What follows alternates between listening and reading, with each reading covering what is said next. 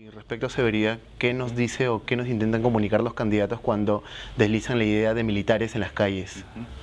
Mira, Keiko ha anunciado que no hay que tenerle miedo al estado de emergencia. Keiko ha dicho que va a eliminar el 24/24. Lo de los militares en las calles no aparece en su plan, Ujú. aunque lo ha estado mencionando recientemente. Kuczynski ha hablado de acumulación de penas, que ya existe, la acumulación de penas, y de cárceles con, digamos, más cárceles y más gente en las cárceles. Entonces, Ujú. claro, lo que nos están diciendo básicamente es que si es que a ti te roban, o a ti te matan, o a ti te violan, bueno, van a ir a la cárcel. Ujú. Pero no estamos mirando cómo hacer que evitar que te roben, evitar que te maten, evitar que te violen, que es todo un aspecto preventivo sobre el cual hay que trabajar muchísimo. Claro. Y claro, como dice Noam, en el mundo ideal, que el Congreso saque una ley que diga que ahora hay cadena perpetua para el delito de violación, hace que inmediatamente el delincuente vaya a la cadena perpetua. Pero no, la realidad es que el delincuente es atrapado por un policía, lo manda al Ministerio Público, al fiscal, luego al juez y luego al INPE. En cualquiera de estos elementos de la cadena puede haber corrupción, puede partirse, y finalmente el delincuente no termina en la cárcel purgando por la cadena perpetua, sino que pagándole una condena más alta al juez o fiscal corrupto. Entonces, estas propuestas de subir las penas, primero, no estamos en un mundo ideal, sino en un mundo donde las instituciones tienen que funcionar y tenemos que trabajar para eso. Y en segundo lugar, cuando han aparecido, digamos, ha sido la política de todos estos años. O sea, el delito de extorsión se ha modificado unas 10 veces más o menos, y existe cadena perpetua para extorsión. Y a la par del crecimiento de la pena para extorsión, ha crecido el delito de extorsión. Entonces, es lo que hemos intentado todos estos años sin éxito. Claro. Y respecto a lo que él comentaba hace rato, ¿qué cosas encuentras valiosas y qué no dentro de los planes de gobierno tanto de PPK como de Keiko Fujimori, ¿no? Ujú. En el caso de PPK, por ejemplo, encuentro también que ellos se han enfocado en la parte de prevención, esto de barrio seguro, trabajar con serenos, ¿no? Es válido en el sentido de que, bueno, la literatura reciente en criminología te dice que hay que trabajar a nivel de vecindarios. O sea, no toda una provincia es violenta, sino que son ciertas partes de una provincia. Tú bajas, algunos distritos son más violentos que otros, y tú bajas más y dices, algunos vecindarios son más peligrosos que otros. Entonces, hay unos vecindarios que es posible que no te roben, pero que, digamos, no tiene alumbrado, está sucio, está desamparado, no está cuidado, te podría generar miedo al crimen. Y es algo también que no se está discutiendo en esta selección. En ninguno de los dos planes tú tienes, digamos, propuestas de política para reducir el miedo al crimen. De cada 10 personas en Lima, según la última encuesta de Ipsos, 6 fueron violentadas, 6 sufrieron algún tipo de victimización, pero 9 tienen miedo al crimen. Es decir, hay una brecha de 3, es decir, 9 de cada 10 personas tienen miedo de dejar su casa a solas, tienen miedo de que su hija vuelva a solas en la noche. Entonces, hay que trabajar eso. Y creo que desde la prevención, como barrio seguro, trabajar con los serenos, ellos no van a sustituir a los policías, sino que van a ayudar a los vecinos a que las denuncias sean cumplidas, ¿no? se hagan, de que todos se avisen y se trabajen estrategias de prevención del crimen a nivel local con la policía. Eso sí me parece un modelo que ha trabajado Colombia, ha trabajado Chile, en algunas ciudades de México, y que podrían ser efectivas. Por la parte de Keiko, más bien, es como estaba comentando César, ¿no? Es la parte... es un populismo penal, más penas más fuertes, ha trabajado con tema de poblaciones jóvenes, en el sentido si el delito es leve, por ejemplo, eso de grilletes electrónicos, por ejemplo, ¿no? Tiene algo también de eso, pero en la mayoría de los casos se concentra en la parte penitenciaria y en la parte de penas.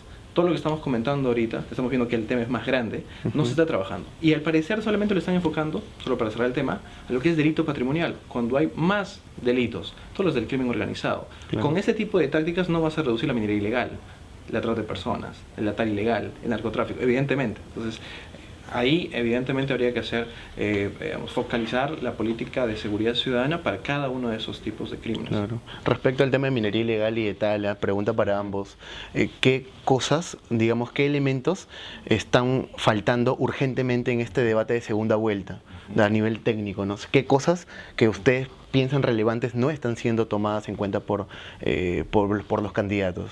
Mira, yo creo, digamos, más allá de esos dos puntos que son importantes, además de narcotráfico, como son y extorsión en construcción, en falsos sindicatos de construcción civil, que son, digamos, algunos de los delitos que más han crecido en los últimos años y han cobrado relevancia grande.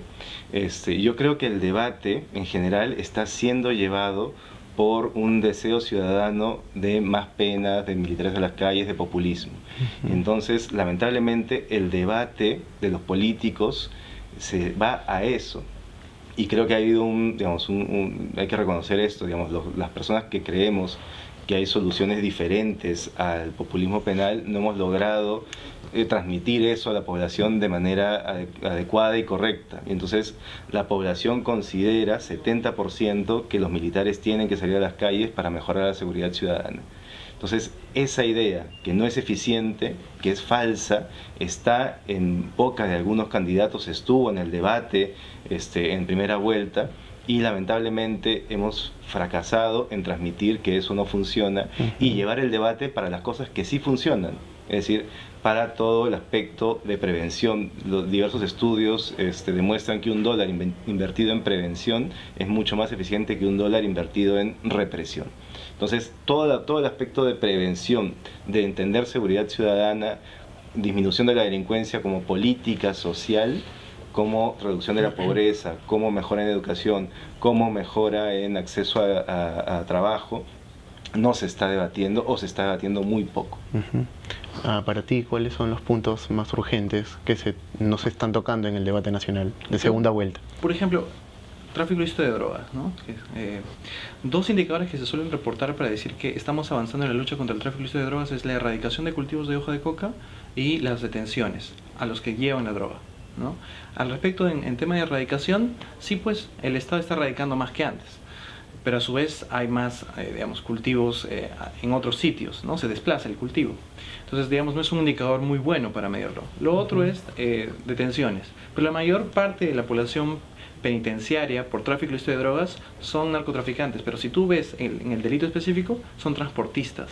Entonces, la mayoría, por ejemplo, en Yanamilla, ¿no? Del 100% de los que están cumpliendo pena, que está en Huamanga, que está en Ayacucho, claro, el 80% son jóvenes.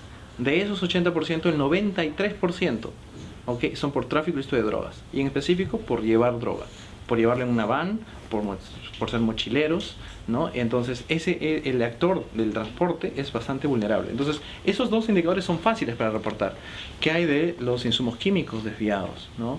¿Qué hay de cortar las inversiones de cultivos ilegales, ¿no?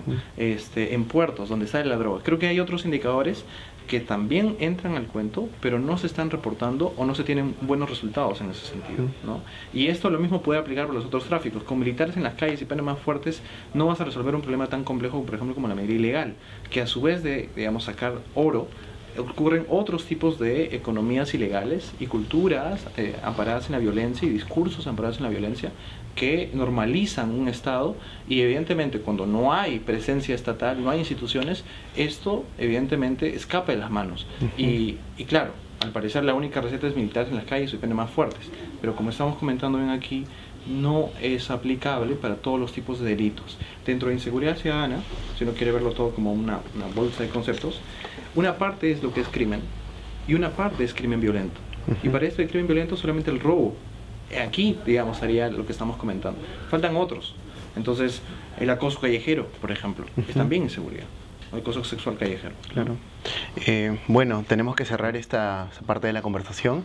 Queda claro pues que para hablar de seguridad ciudadana en general no solamente podemos o debemos hablar de asaltos a mano armada, sino que hay todo un abanico de temas que no están siendo tocados, ni tampoco hay una política de prevención efectiva, y tampoco hay una intención evidente, más allá de los planes, de remediar estas cosas, ¿no? Seguimos pues en un contexto en el que se propala la idea de que necesitamos más represión, ¿no? Invertir mucho más en represión, en control, ¿no?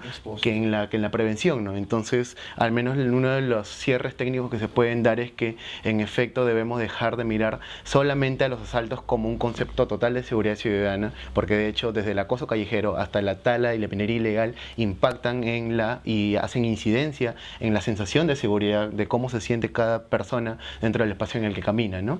Entonces agradecemos a Noam, agradecemos a César Bazán por acompañarnos.